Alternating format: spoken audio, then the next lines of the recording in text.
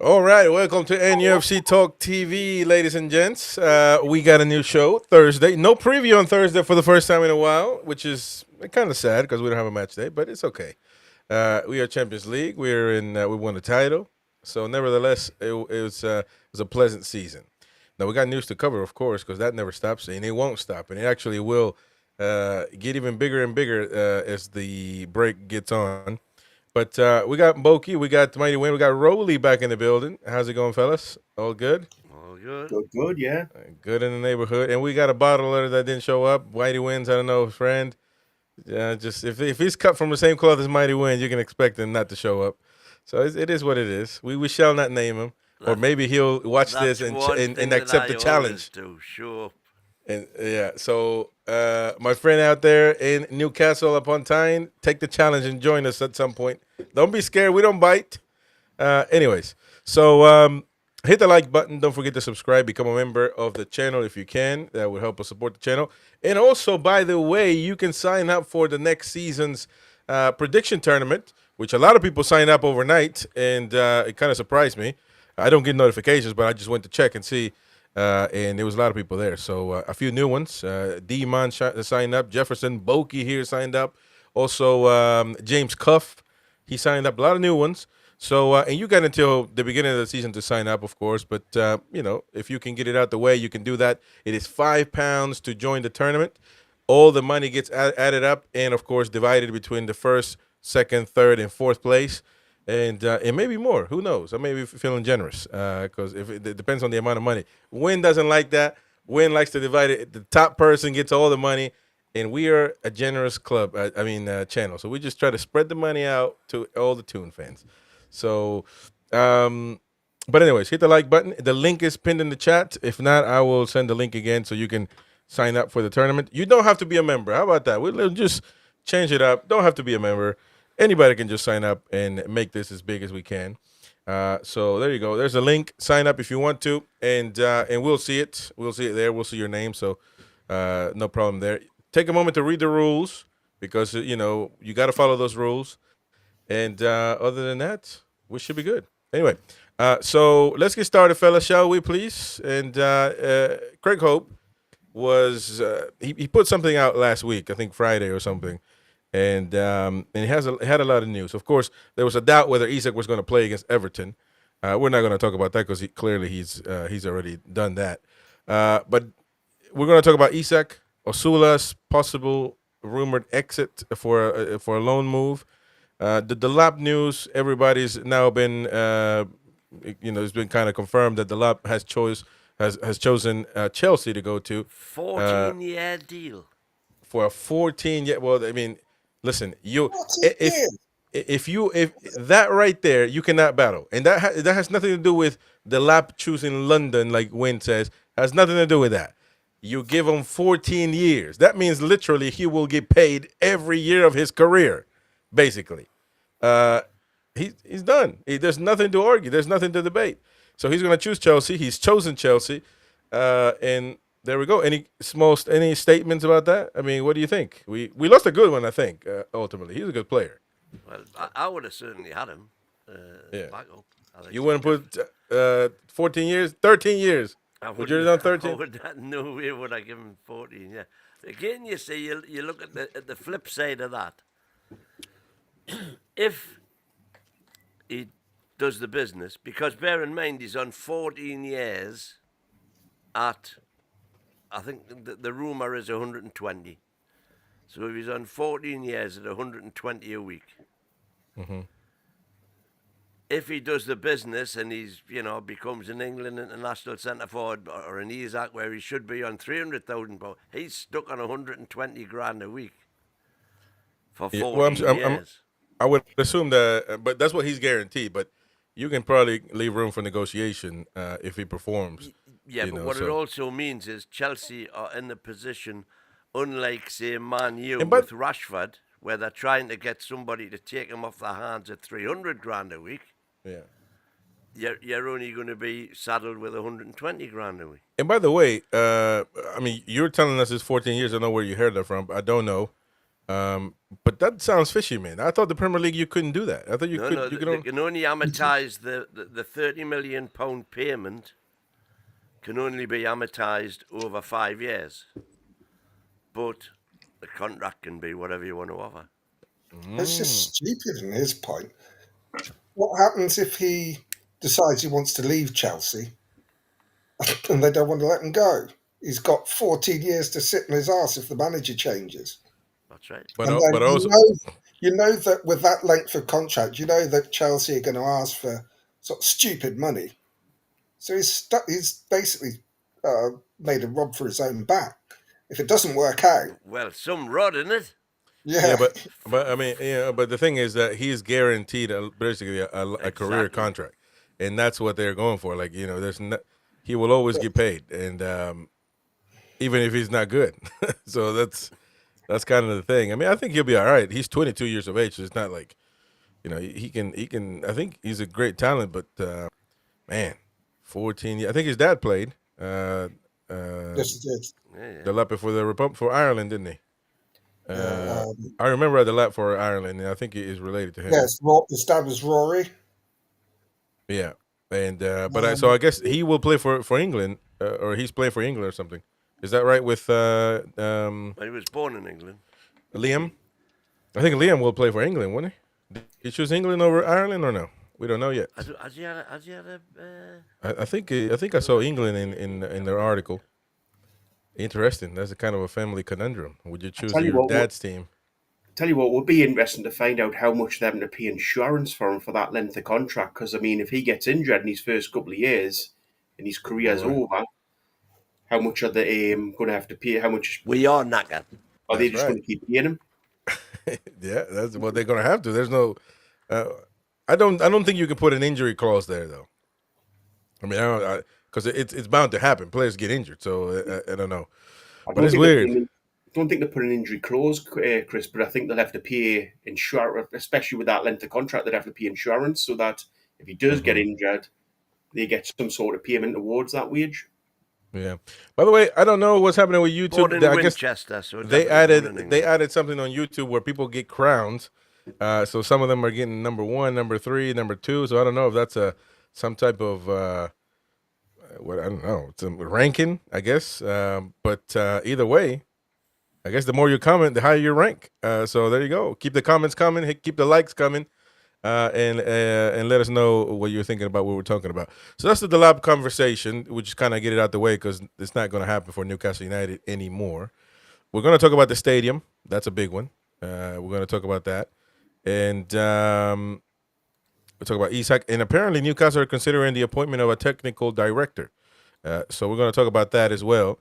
Will the Toon actually go and try to get a new DOF? Is DOF has Eddie Howe decided that we don't hire DOFs no more? Will Eddie Howe decide the new CEO? He's the king now of Newcastle United, so we'll see what he decided with his Secretary of State, Mighty Wynn, and this is just I don't know. We'll see what happened there. But let's talk about Isak, shall we? There is still a thought that Craig Hope has reported on his article. By the way, his article, you got to pay for it. So we try to bring it on here so you can have it for free, basically. That he might still need surgery this postseason. Might. It's rumored. It's thought. It's nothing, assured. But it puts things into perspective. Now, he's been dealing with this groin issue the whole season, really. Should he get it out the way and just be done with it? What do you guys think? He is literally he's the only striker we got. I mean, literally. You got Osula there who can try something, and of course, what's Mighty Wins guy name? Try Callum Wilson. Colin Wilson. Sorry, Colin Wilson. There, he's irrelevant. So but so Isak is by himself. What do you think? What do you think about that? I mean, it's should he get surgery? I mean, I kind of think he should. Well, if he needs it, he Yeah, definitely should. but there are times where injuries you can get by and never have surgery.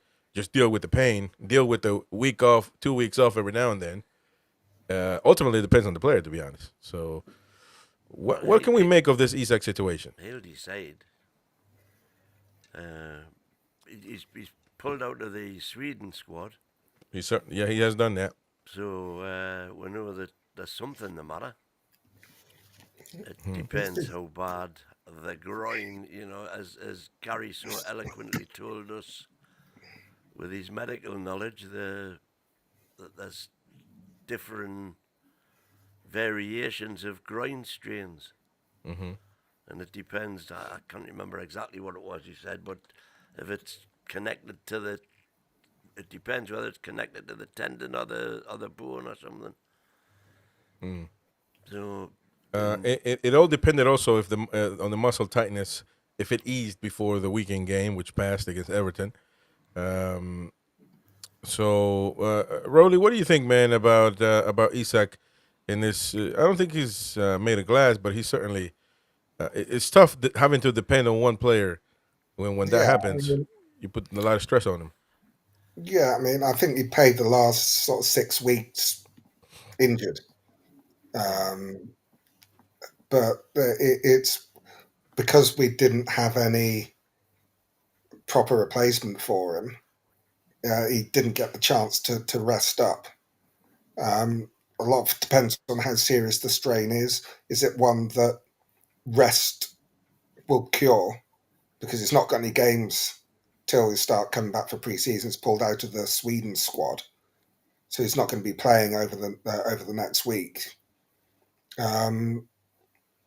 It's one of those things where if they say, "Oh, if you get a knock done now, you'll be ready for pre-season," you'd think that you get the op, but it may be that it's at that point where it affects him, but it's not serious enough for an op, and rest will actually make the difference. And he's got the time now because the season's over. Yeah, certainly does. At least a month and a half, right? A month and a half before he's got to get back. Still then puts us in that situation next season if overexertion is going to, Well, you would expect him not to be, if needed, not to play any preseason games, so that can extend the recovery time. Now the Japanese friends won't be happy not to see him. So that's kind of another. Sometimes when you put these trips in contracts, you got to put your stars. When are they going on that trip? Actually, we did have it set up. Let me see. I think that's gonna be the trip when we play Arsenal as well. Was it South Korea or Japan? It was Japan, I think. So that's going to. Yeah, it is Japan. No, I think I see Japan, unless they're going to South Korea as well, which wouldn't surprise me. Let me see. This is August 2024. Japan. No, we went to Japan last time as well, didn't we? 27th of July, we'll play Arsenal. Okay, 27th of July. So that's Japan. 2 months. That's 2 months. Yeah. I would assume that we're going to do the Salah Cup again. Yeah. So that's something to keep. But the most important thing is the league, the Champions League, and all that. So if Boki, if he needs to be rested, he just doesn't need to play preseason. What do you suggest? Well, we'll need pre-season, but it's a case of how serious the thigh injury is, so groin injury is, and it could be a case of sort of like 6 weeks rest. Mm-hmm. I mean, they're only going to be coming back for pre-season in sort of like a month. Right. So you've got to have a pre-season. Yeah, you got to have a pre-season. But Boki, let me get your thoughts on this. Firstly, just with this being a Craig Hope special, can I just say I hope I don't know if you've seen the video on outside St James's, but just hope his dad's okay and everything, and he gets well as quickly as possible. What happened? I did not see that. His dad's been in hospital after having I think it was a small operation. So Heart attack. Okay. yeah, Is that right? Yeah, Oh, just hope he gets well. And I'm not saying anything that Chris he hasn't said himself, so I'm not putting something out there that's not in the public and already out in the public. Yeah. In regards to Isak, I think if he needs an operation, get it done as quickly as possible. If he doesn't, then give him the time to rest that he needs. The last thing we need is another Botman in situation where the club probably didn't make the decision quickly enough, and it's affected him now for 2 seasons. We can't afford that with Isak. He's just too an important player. Well, here's the thing: is because Isak. Again, I never agree with the made of glass thing. I agree more now that he has these minor setbacks because I feel like he's overworked. I mean, there's really he has to play for Newcastle. I mean, he has to. So I wonder now if he is either. I mean, a striker is top priority, first in line to buy. Are we first in line to buy a striker, or what are we doing here? Because we really is he going to trust Osula? But if he's not, what are we going to do? Somebody in the chat said that Wilson is getting another contract. Are we going to be in the same boat that we were this season? Well, the only difference between the boat this season and the boat last season, hopefully, is that Wilson is finally recovered. Yeah, Wilson's been recovered when you just don't want to admit it. Yeah, he's not the player that he once but he was. hasn't had any match time. What are you talking about, Wilson? Yes, He's Wilson. had all the matches. What are you talking about, man? He hasn't. What are you talking about? Explain, because clearly I'm lost. Played 34 games this season. And how many minutes? Minutes. Talk about minutes. How many minutes has Wilson played this season? Yeah. I don't know, 200, 300. How long does it take him to get warmed up, man? Are you kidding me? Or get ready for Premier League games? You don't get warmed up doing 10 minutes here and 5 minutes. He's a sub. But the fact of the matter, when he is a sub, Harvey Barnes. When he's a sub, don't bring. Come on, man. No, hold on, time out. Don't bring Harvey Barnes into the same conversation because Harvey Barnes is. Come on, man.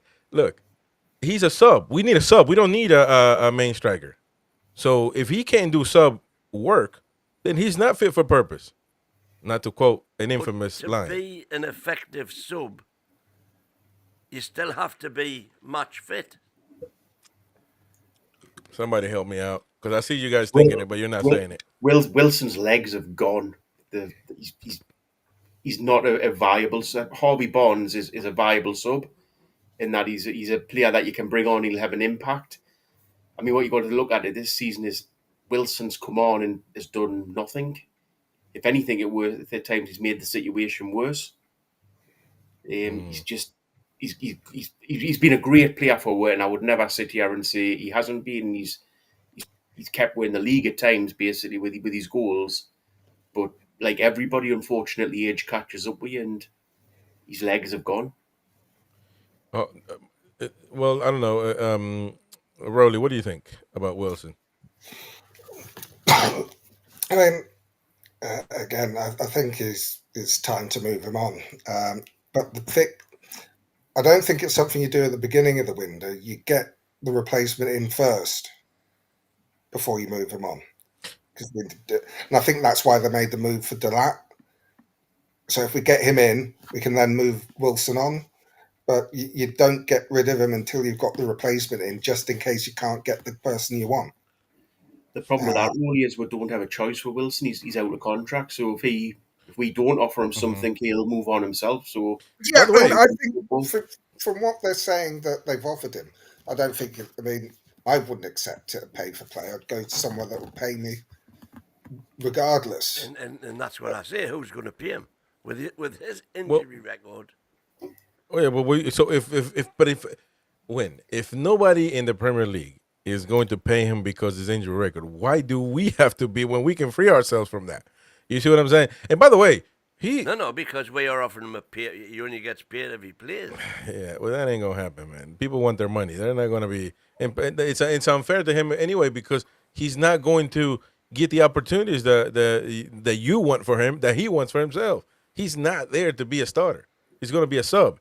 And how do you put objectives with a sub? I mean, that's kind of unfair. He's got to score a certain amount of goals. I mean, that's not fair. I mean, what if he never? Because he's got to be fit enough and obviously doing well enough in training. But by the way, he said goodbye selected. to everybody at St. James's Park, so there's a reason for that. Say again? He said goodbye to everybody at St. James's Park the last game. Yeah, well, and that's fine. Listen, if he goes, I think if he let's say he goes to Leeds, who are apparently the front runners, if he goes to Leeds next season and stays fit, he'll get 15 goals for them. There you go. Okay. Well, I mean, you'll be a Leeds fan then, so I'm okay with that. David Beaches, my guess is our next striker will be Gyökeres and funded by Gordon.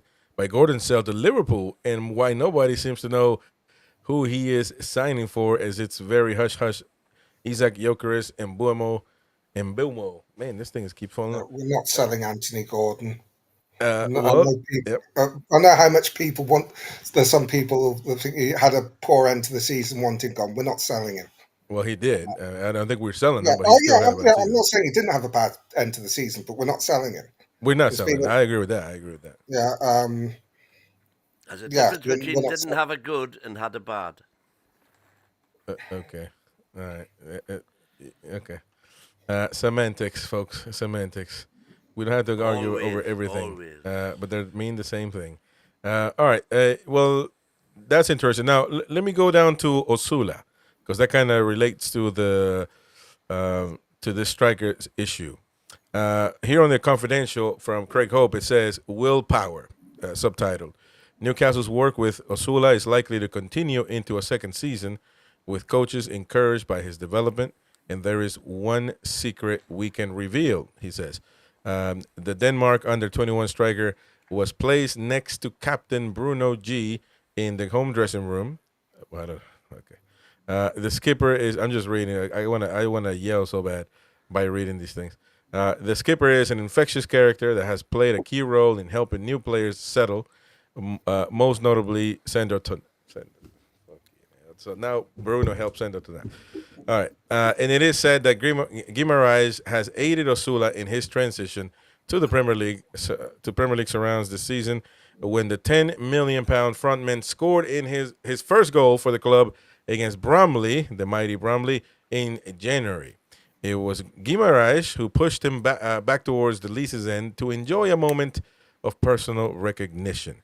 Osula's progress highlighted by his robust, energetic display during the FA Cup win at Birmingham in February, and his first top-flight goal against Ipswich last month has led staff to believe he can kick on the next season and be a part of a squad playing European football.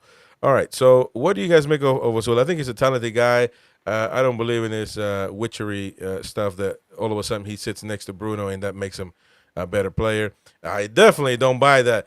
Tonali sitting next to, he was touched by Bruno, and then all of a sudden he became the best player for Newcastle this season. I don't think that's what he's saying, Chris. I think he's saying that he help them assimilate into the club. Yeah. Well, I can understand that. You know, that help him settle down, I guess you can say. He is an older player. And listen, that's captain work. So I guess he can do that. But William Osula, a lot of people, and I've read throughout the chats, say he needs to be loaned out because he's not developed. Some say he needs to be loaned out because he won't be taken into consideration. Some say he needs to have time. He needs to get played immediately over Wilson against Wynn's wishes. And I'm not going to.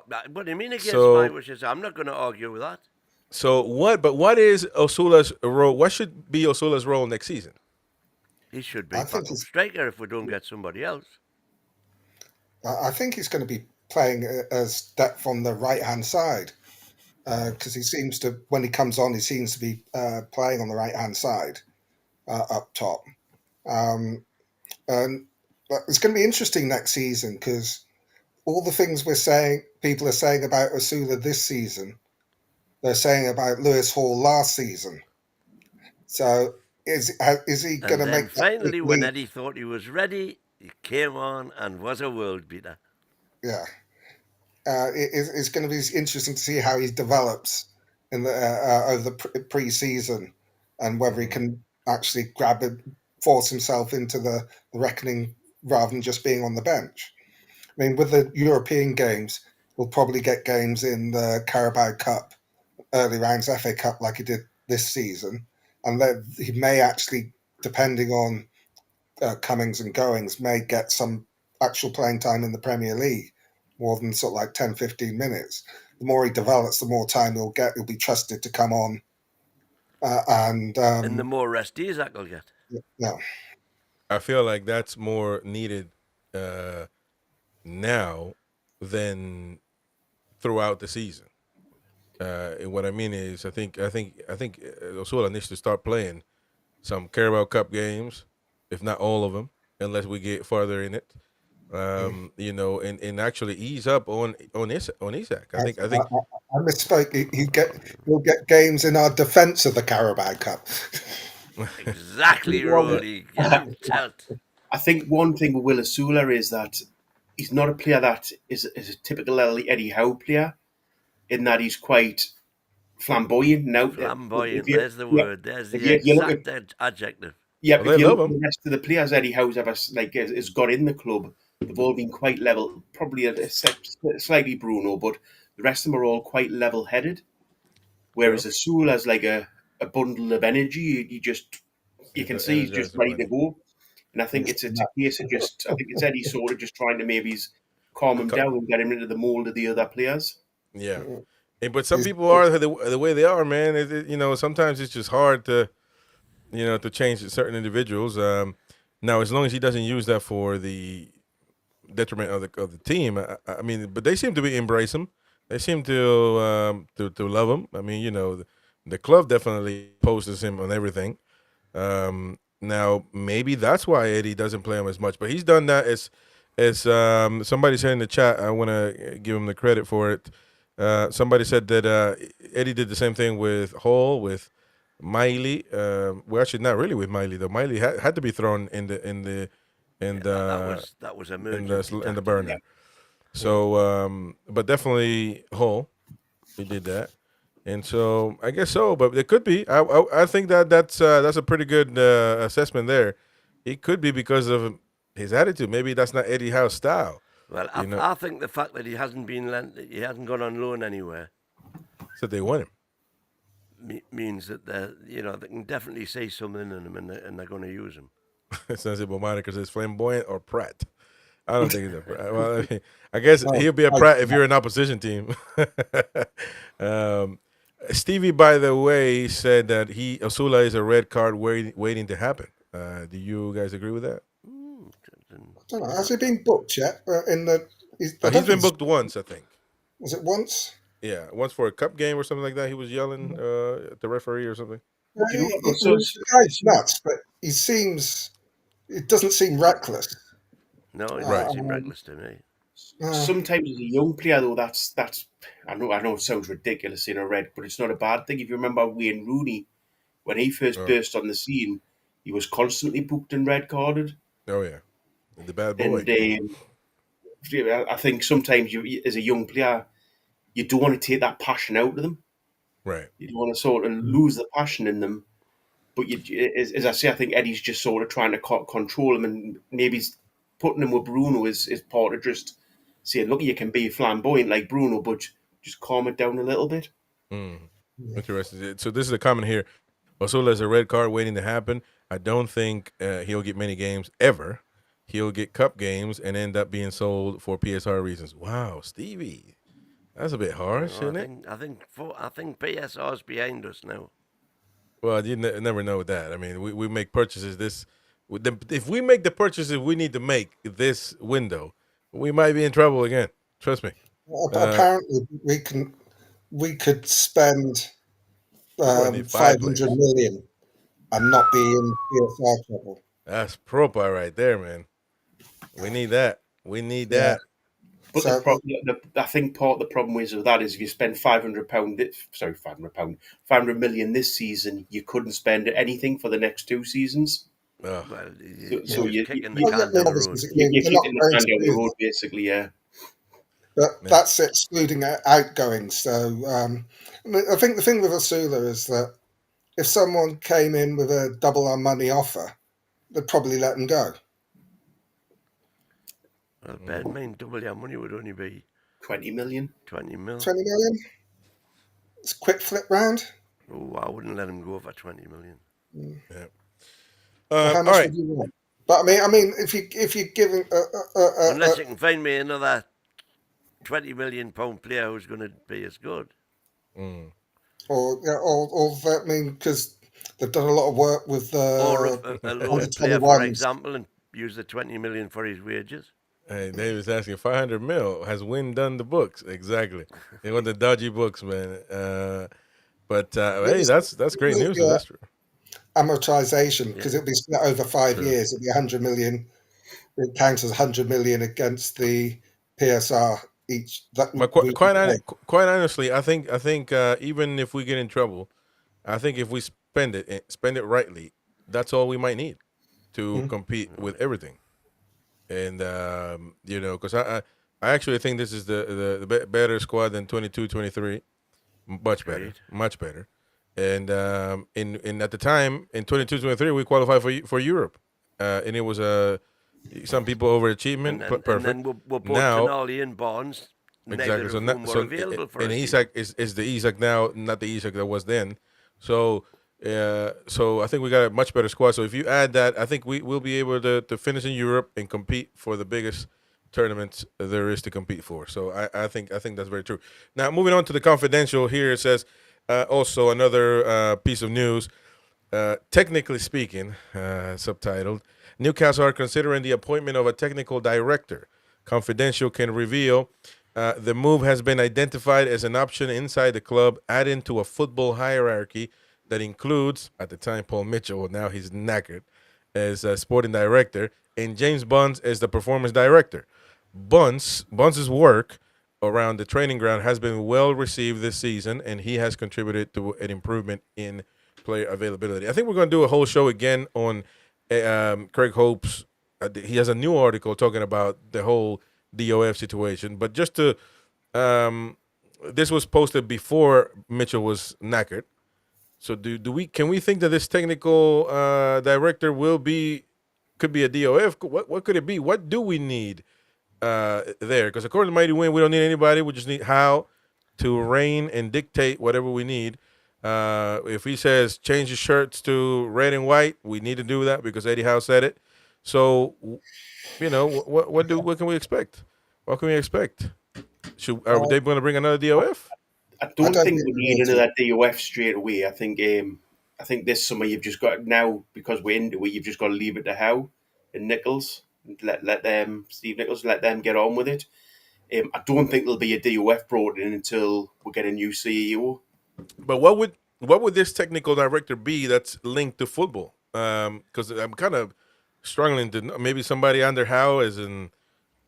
What could it be? I don't know. I'm perfectly honest. I think if they put a technical director in, it'll be Steve Nichols anyway. I think they'll promote him and bring somebody else into his role.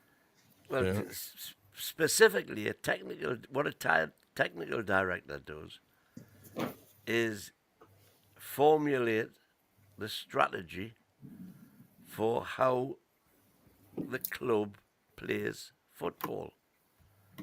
Is it high intensity pressing? Is it possession? Is it massive defense? Is it Pomo? Yeah, but and he decides that's the way forward, and then that strategy should be implemented through all levels. I'm a bit. Club. So when players are coming up through the system, they all know what their jobs are supposed to be. Here's the thing, though, because technical director, I never heard of that. I'm kind of like Stephen Field. What is a technical director in FFS?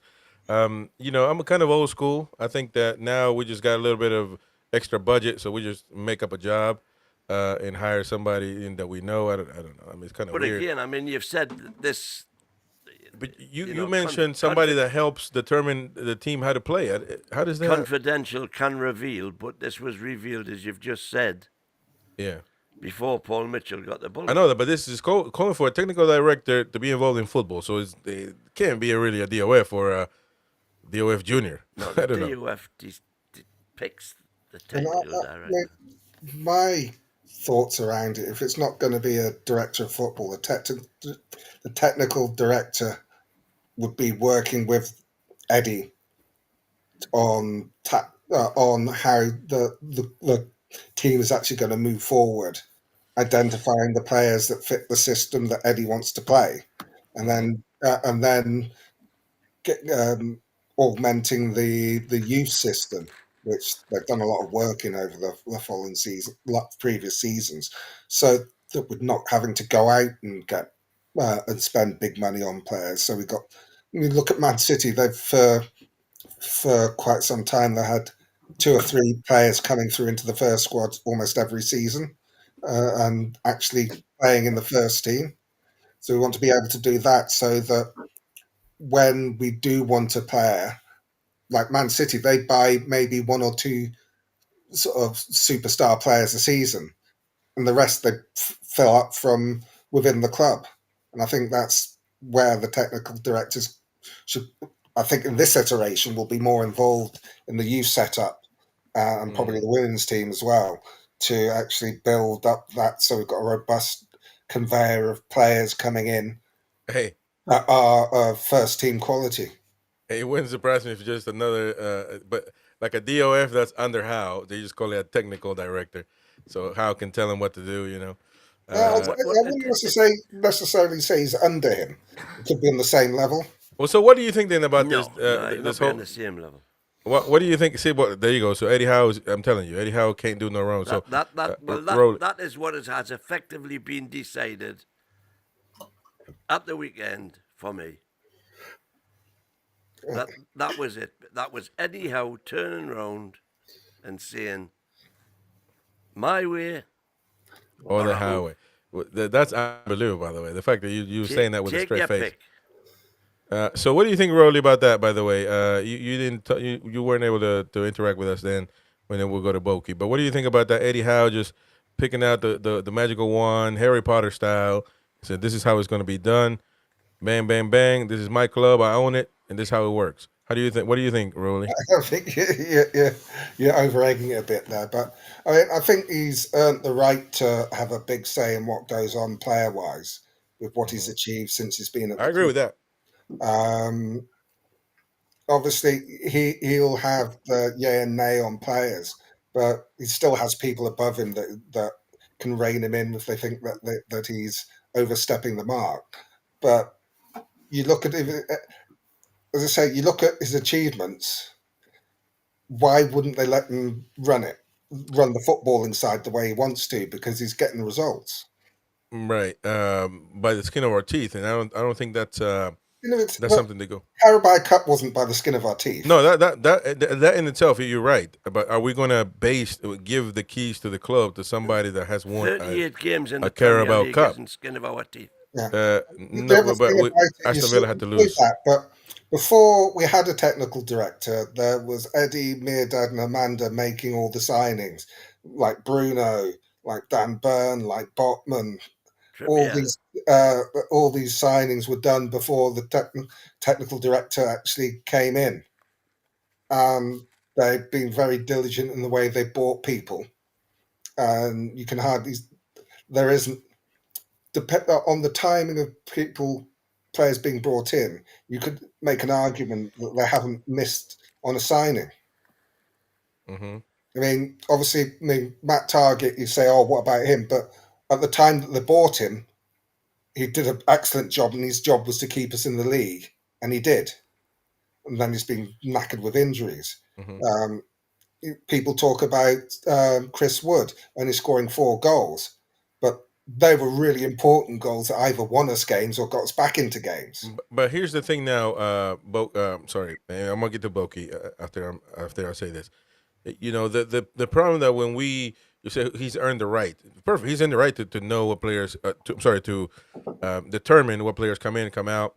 Now there needs to be somebody that protects the interests of the club. Um, and Eddie Howe can do bad because that's a possibility. You either win or Oh, lose. yeah. So if he loses enough games to get sacked, then now we're in a predicament, right? Now we're in a situation. And by the way, let's not go that far. We sign players. Who decides their contracts? How long? Who decides that? Because Mitchell's about to leave in a month. So we just got to sign everybody now within 30 days so he can get the job done.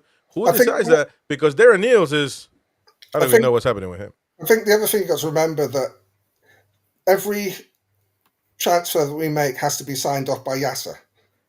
So yeah, but he's not negotiating. He's not calling clubs. He dictates the parameters in which they can go. It's like if you remember from the Amazon video when they're talking about Anthony Gordon, they had to convince Yasser to pay the money. So Yasser makes the final say. If Yasser doesn't like what Eddie's doing, he'll put a stop to it. So he's everything's got to be signed off by the Saudis. So that's where your sort of like overseeing is. It'll be interesting to see what happens. Broski, he's one of Wynn's midgets. What happened to American Man's hair looks crazy. Well, I had to shave it. I had to go to join the Rolly Club because we qualified for Champions League. So I'm happy about that one. Everybody at work keeps giving me grief. You missed the live shave on air. Well, you need to watch that video Monday. Actually, I think it was. All right. So Boki, last word on this. I can never remember a director of football ever actually working at Newcastle. Whenever we brought them in. But for example, you had Sir John Hall, but he was hands on. He got dirty. He was he wasn't a director of football. He was the chairman. I understand what I'm saying. Listen to me. You had an owner like Sir John Hall who got dirty. He got it. He was handling everything himself. The Yasser Rumayan is not going to call Ipswich for whatever player. He's not going to do that. So it's a whole different times, you know. I don't. In the Ashley times, he probably would have done that. He did. But now it's a very good analogy because John Hall didn't have a director of football, but he had a manager that he trusted implicitly. Yeah. And as I see with the director of football role, it's never really worked at Newcastle. And I think part of the reason is every time we've brought them in. Dennis Wise, thank you very much. Dennis Wise, exactly. Joe Kinnear. As far as whenever we've brought them in, it's always been when the manager's been in place. I think if you've got a director of football, you've got to bring them in before the manager. Otherwise, the manager's got too much control over the club. That is the way it should be working. However, not everything happens the way it should. All right. Well, we'll see what happens, and we'll do a whole show on that, on the new details. One last thing on the director of football. I think that they need to do, if they're bringing one in, they need to do a better job of on the due diligence, because from Craig Hope's article, apparently just came in and was basically treading on everybody and causing all sorts of friction behind the scenes. So they need to do a better job there. And someone that's of a similar mind to the incumbent manager, in this case Eddie, someone that's going to be not going to agree on everything, but they're going to be close enough in their ideas so that they can actually bounce ideas off each other and work in harmony, as opposed to at loggerheads. Yeah. And the only other thing, by the way, that I forgot to say before when we were talking about the technical director, more and more in football today, you know yourself, Chris, we're stat-driven, stat man. Oh, my God. I hate it, man. But the amount of video analysis that goes on now, so your technical director is in charge of that team as well. Set pieces, things like that. That's it. That means he can perfectly happily work under Eddie Howe. Yeah. Well, that technical director, I mean, he's going to have to. Eddie Howe don't want anybody above him. So he's going to have to, get a peasant to go out there and work for him. A peon. So, anyways, let me. I like how Rolly likes my sense of my dry sense of humor. Let me go. We're going to talk about that, of course, in the lengthy show. But we got to move to the stadium because people want to talk about the stadium. One thing about this new stadium thing is people want to talk about it, no matter if it's the same thing every time. And we got on the confidential a few things that we can mention from Craig Hope. Random Access, thank you for the gifted membership, mate. Thank you so much. That's going to Mad Mag. So Mad Mag, congrats. Become a member, folks. Come on, become a member. Enjoy exclusive content, exclusive shows, and so there you go. Please do that. Help the channel grow. So you can super chat, super sticker as well, and definitely join the NTTV weekly prediction tournament for next season, 25-26. The link is pinned in the chat. You can sign up via PayPal, £5 to enter the whole tournament, and that includes every single game that Newcastle United plays except preseason. We haven't added that yet, but anyway. So every game, Premier League, Champions League, Carabao Cup, Twat Cup, FA Cup, whatever cup we play, we're going to be on it. And so there you go. Now, new stadium, ladies and gents. Newcastle Chiefs are continuing to work bureaucratic channels as the club prepares to update on the future of its stadium. Rather than make an announcement and then realize what they do is not feasible, the club has been determined to get their ducks in a row before going public with their decision. So apparently a somewhat of a decision has been made, but they want to make sure. The Confidential revealed in March that the intention is to move to a new stadium on Leases Park. And a video of how that would look, was presented to the owners, with club executives proposing a capacity of 65,000. Wynn would like to have 35,000. So because he doesn't think we're going to fill 65,000. I think we should do 85,000. I think I have trust in proper local fans like Boki, Rowley traveling. He'll get there. Fake fans like Wynn to fall asleep and leave the stadium early. That's going to be an issue, but we should take a look at those and revoke their season tickets. Come on. And Newcastle could have released... because you want us on all the lives. Newcastle could have released that vision at the time, much like Manchester United did with their new Trafford design, the little circus they had. So I don't know. They're kind of trying to mimic that. I don't know. But there remain work to be done. There's remaining work to be done at a local and national level of government. Whoa. The lease of Leases Park is one such in consideration. What's the lease on Leases Park? Are you talking about like what they would lease us for? They would lease us the land. So we couldn't buy the land. No, they'll not own the land. They'll lease the land off the local council. What? However, Confidential can reveal, this is their reveal right here, some additional detail around the proposed new stadium. They understand the Confidential, Craig Hope, would be 35 meters above the St. James's Stack, protecting its visibility around the city. Because they're talking about the cathedral on the hill and how they want to continue that. Right. In the new stadium now, something that they're adding is that it would be constructed 35 meters above the St. James's Stack, which I don't know. I guess that would still be at Leases Park. Yeah, I think basically what they're saying, it will retain its, even though it's going further back. It's cathedral on the hill. So kind of down the hill a bit. They'll build it up sufficiently that it's still all the way up. That's a good thing. Yeah, that's something. Excellent. And obviously, it's on the going up from where it is now. You're going up a hill to get to Leases Park, so it will be naturally higher anyway. And then obviously with the size of it, so it can still be visible. No, but then it comes down, Rolly, though, to the pond. Yeah. So what they're saying is they're going to build it. The way I read that is they're building it higher so that it retains its visibility, which will be at least it maintains its name above the stack where it is now.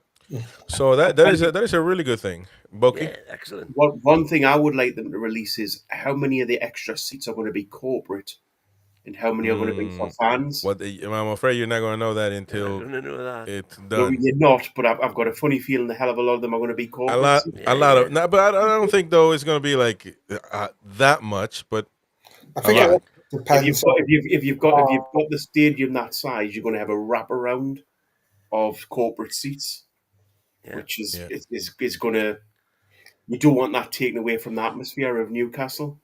By the way, this thing, the confidential by Craig Hope says he is also hearing that the club has been working with a company monitoring stadium atmospheres this season, with the intention of getting the acoustics right inside the new venue. So they're thinking about that, which is great. That's good. Um, also, I've been at St James, sat in different places, mhm. and sometimes it seems quite quiet, and then I've been in the Gallagher and it's been really noisy. But the way the roof is, it keeps the sound in the Gallagher rather than letting it out.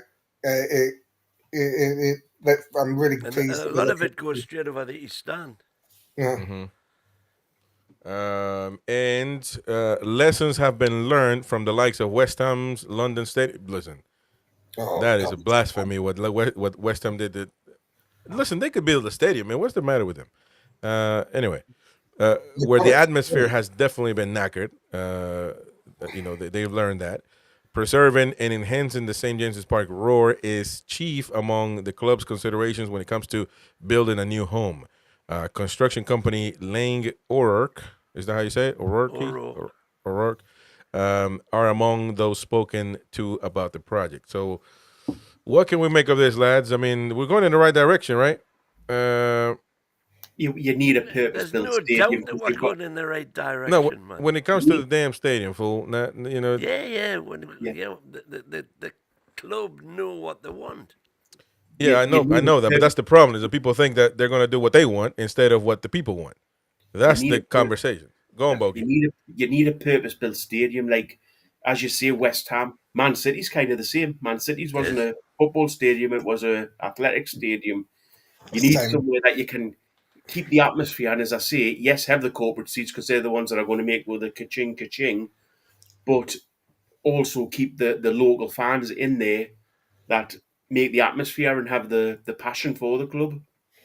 And the fact that they're working on preserving the atmosphere and the acoustics. Well, yeah, that's what I'm saying. That's good to let the fans know. That's exactly what they're doing. That's good to let the fans know. And by the way, Jacob Scott says there are free sites online you can put articles, the URL into, and they show you the full article. That's true. And but in America, I just read them. I didn't know they charged for these until Win told me I couldn't open it. So I guess these confidentials or exclusives in the UK you can't open them. So we're just gonna share them here, and no big deal. So that's good that we know that they're thinking about that. Now we don't know really. So they wanted to be exactly 100% sure before they release what they're wanting to do to the public, which it was thought to be like in January this year. And it looks like that ain't going to happen. It was going to be March, then it was going to be June. I think part of it will be dealing with councils and government because they work extremely slowly.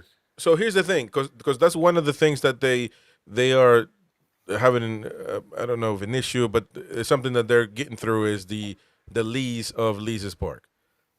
What are we talking about? Like, what could we talk about is Lee's Park would want a long contract and Newcastle wouldn't? I mean, how could it go? They would want a 99-year lease at least. Woo! That's going to outlive you, Win, definitely.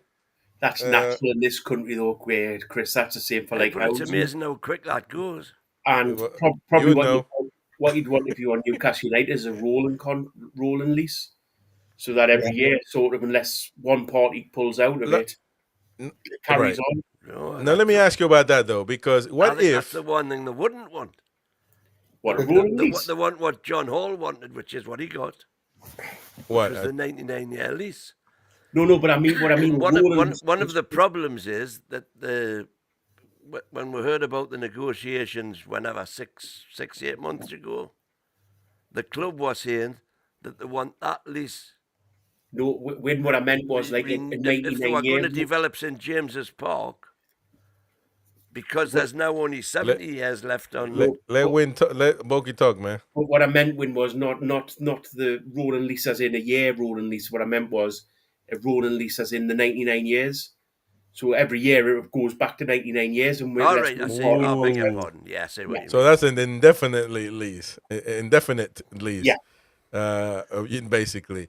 that stuff is crazy, But how much do you think they pay now, monthly or yearly? I don't know how they do it. To the city council, Newcastle United, for the lease now. If I'm not mistaken, it's peppercorn. So Yeah, I think it is. It's nothing because the city know how much having them there is worth. So do you think that's part of that could be part of the what they're dealing with now, but that maybe PIF are saying, or their lawyers saying, listen, you're going to benefit tremendously because we could just move, and people are going to follow the Toon anyway. That's the one threat they've got up their sleeves. And people will move with the Toon anyway, and so the city might want a lot more money. And also, it's just kind of weird, It's but you got to feel for the city council, though. Come on now, let's not treat them like they're aliens, man. They are for the city of Newcastle as well. Yeah. It may be also not just the lease that they're discussing; it's what other things that PAF are going to do with regard to investment in the city. Because one thing's over here when the supermarkets open these big superstores, the council get them to in order to make the council grant them planning permission, they'll do things like we'll build roads, we'll build houses, we'll build schools and stuff like that. So the council will give them planning permission. Maybe they're haggling over other things that PAF are going to do for the city, as well as obviously building the new stadium. Mm-hmm. Now, what's going to happen to the area where St James's Park is now? Are they going to return it to sort of like a green space, or are they going to develop on there? There are all sorts of things they could be discussing alongside, which are interconnected with the actual building of the stadium. Right. That's one thing that hasn't been really discussed is what does happen with St James's Park when the new stadium's built. I would hate for it to get destroyed. I have a feeling that's what the city council will want to do. I don't know. I think there could be a purpose for it. There could be a purpose for it. Need to keep it.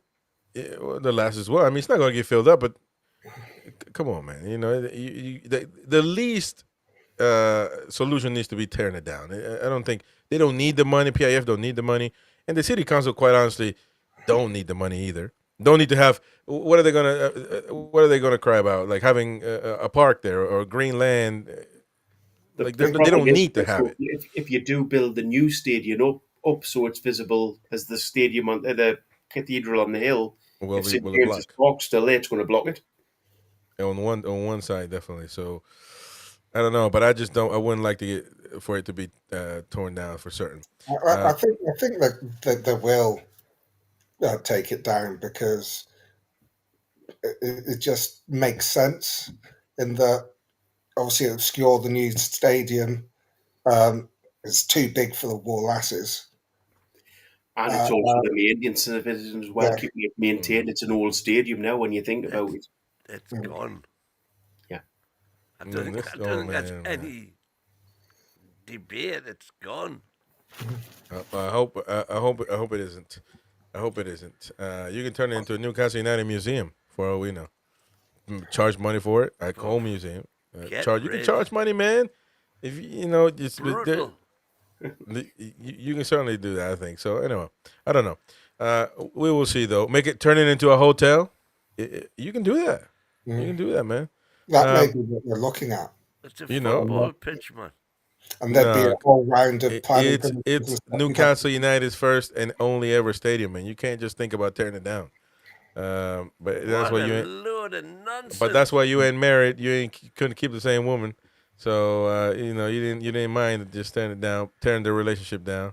But anyways, I missed the win that got divorced because I missed the win that cared about the Toon and got divorced over going to Barcelona, man. I missed that win. Not this win that wants to take English games to America.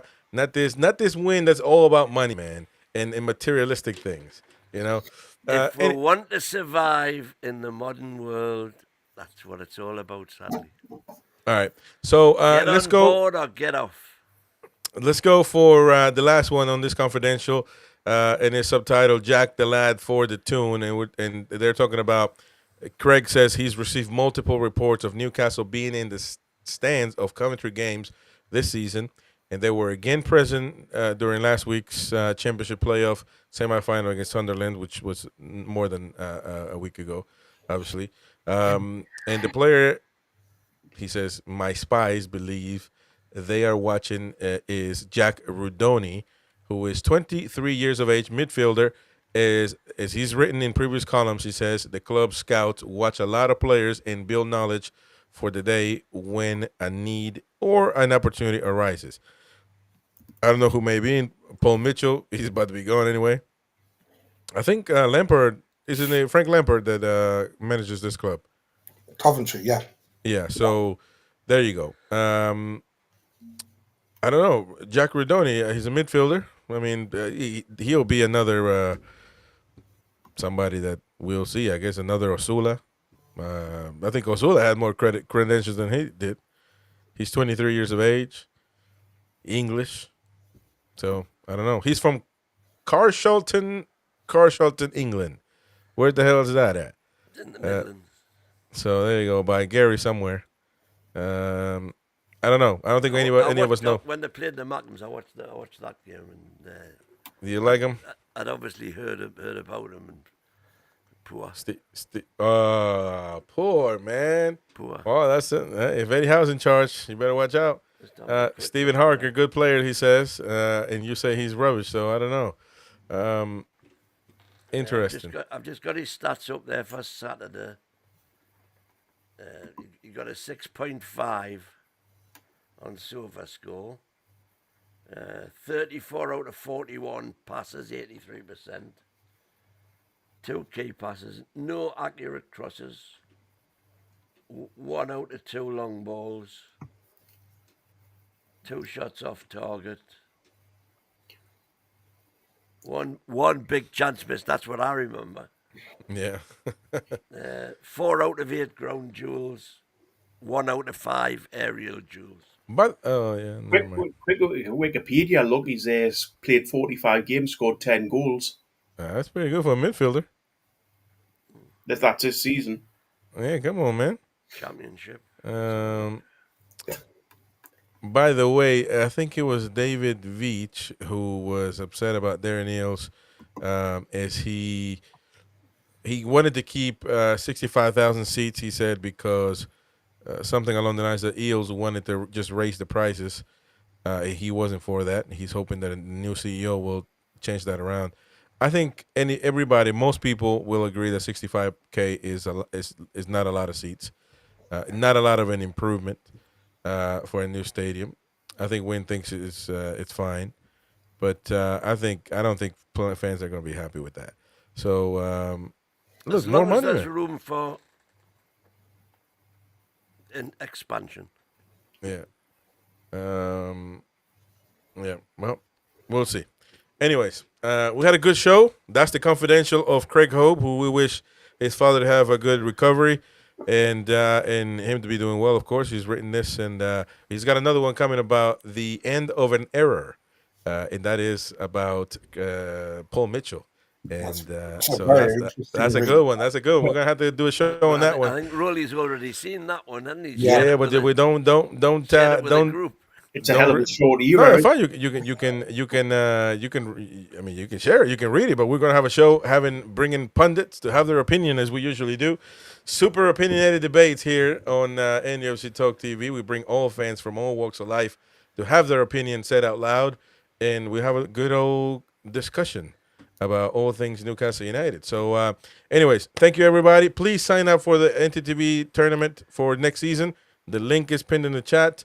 I'm going to share it one time. Oh, actually, never mind. I lost the link. But it's pinned in the chat. You see it floating in white. Click that link, click that message, expand it, click that link, send the £5 sign-up fee, and that's all you need to sign up for next season's tournament. And, of course, it'll start the first game of the season, who are we going to play? Are we going to be at home? Are we going to be away? June 18. Somebody told me that the Premier League already knows. They just won't. The conspiracy theorists, the conspiracies, that everything is already scheduled and organized. I just hope somebody bangs their heads together and doesn't make Monday night football with 2 teams at opposite ends of the country. You know, if it's a Yeah, Monday night that's true. football, it should be two That would be- Northwestern teams, two London teams. Where would the fun of that be? Yeah. Shout out to Gary who's traveling. So have a good weekend, mate. Hey, Have a good week. Gaza. Yeah, traveling over there. Where is he going? Turkey? Did he say Turkey? Yeah. Yeah, Turkey. So he's gonna bring us some kebab. I like me some Turkish kebab, man. Bring with some dodgy football strips, man. Hey, bring some cigarettes. Never mind. I'm not gonna tell your secrets. I would never tell Mighty Win's secret that he goes to another country to smuggle cigarettes, and we'll never say that on live show. Oh, are we live? Oh, my bad. Anyways, we'll see you guys later. Appreciate it. Hit the like button. Subscribe to the channel. Bye-bye, folks. Take care. Away the lads. Away Yeah. the lads. Thanks a lot, lads.